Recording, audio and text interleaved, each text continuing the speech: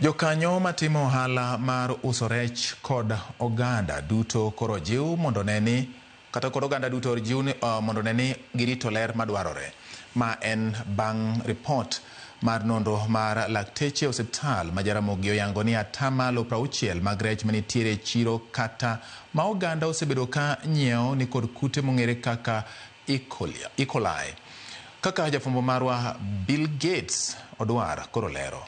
Lakteche go owacho ni chiro kata chiwo thieth ne oganda biro bedo matek nikech kutego yudo teko kaluwore ni jopiny bende ok ti gi yath kaka owinjore.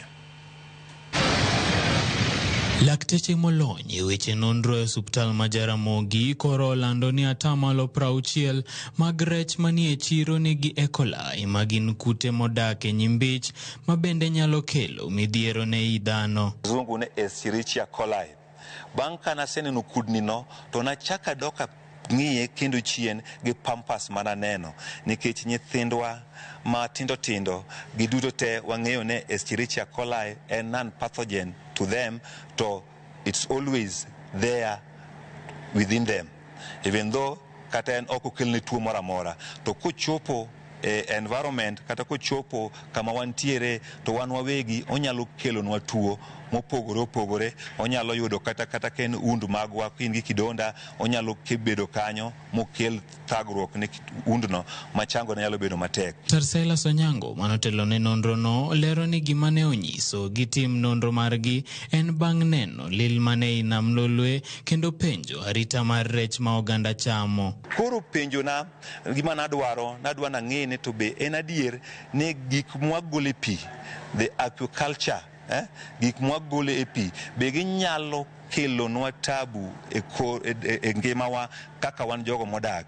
To kokadho kuom nonro matimono nayudo ni adieri rech nyalo kelo nwa shida wan wawegi, onyalo miyo wa develop resistance ne yedhe mwatiyo godo. E nonro margi olero ni ne gitiyo gi nyimbich mag rech, oko margi kod olemo mane gikawo kowuok e rech 250. 250 fish manatiyo godo gi ngege carry the day. Ngege ne en 180. Gimomiyo nakawo ngege mang'eny adieri ng'eny ji ohero ngege kendo ng'eny ji chamo ngege. Asto bang'e modong', the number modong' napogo mumi gi kamongo. Koro natiyo gi rech adek, natiyo gi ngege, natiyo gi mumi kod kamongo. To ngege no carry the day. Owacho ni gisani timo oganda mathoth ni godo mar koso tiyo gi yien e yo makare koro miyo kute manie dendgi teko, gino ma owacho ni nyalo kelo pek mar thiedho tuoche.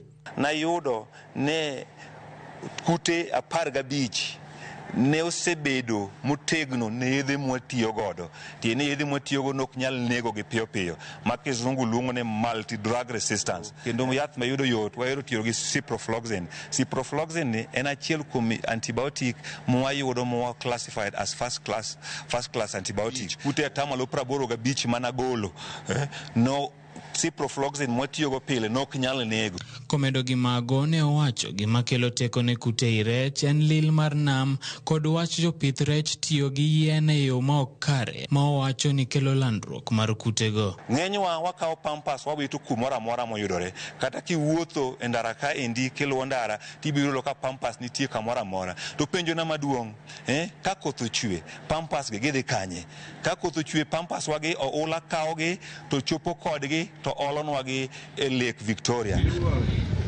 Mondo mi kutego kikel midhiero, ojiwo oganda mondo neni ler mar aluora margi ahinya to mar lwetegi ni kare ka okwayo tiyo kanyakla mar jopith kod jokanyo molony e weche mag thieth. Bill Gates odwar, Ramogi TV.